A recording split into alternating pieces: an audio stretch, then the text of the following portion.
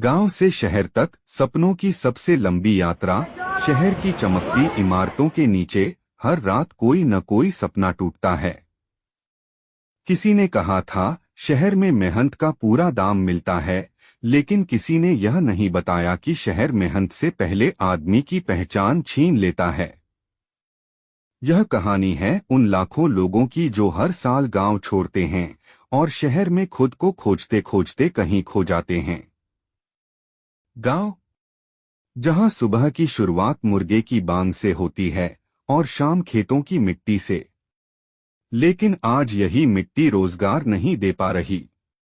खेती अब घाटे का सौदा है, पानी कम है, मौसम भरोसेमंद नहीं और मेहनत की कीमत कर्ज बनकर लौटती है। हर साल गांव में एक सवाल जन्म लेता है, यहीं रहकर क्या होगा, और यहीं से एक फैसला जन्म लेता है, शहर जाने का फैसला। उम्मीदों से भरी ट्रेन, हाथ में एक छोटा सा बैग, जेब में थोड़े पैसे और दिल में बड़े सपने।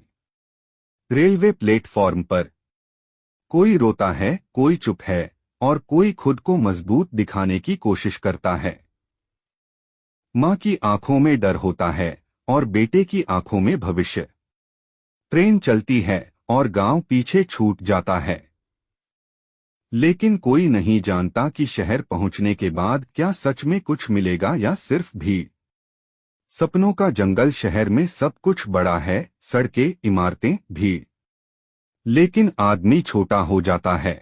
यहाँ नाम नहीं पूछा जाता, काम पूछा जाता है।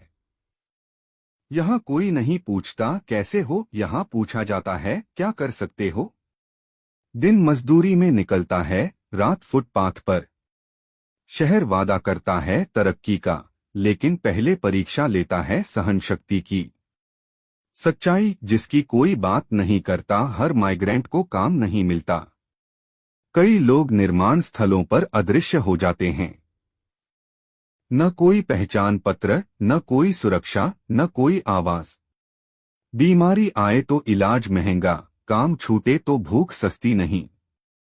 शहर में गरीबी छुपी रहती है इमारतों की छाया में, और माइग्रेंट हमेशा अस्थायी रहता है, काम में भी और जीवन में भी। भावनात्मक टूटन। शहर पैसा देता है लेकिन समय छीन लेता है।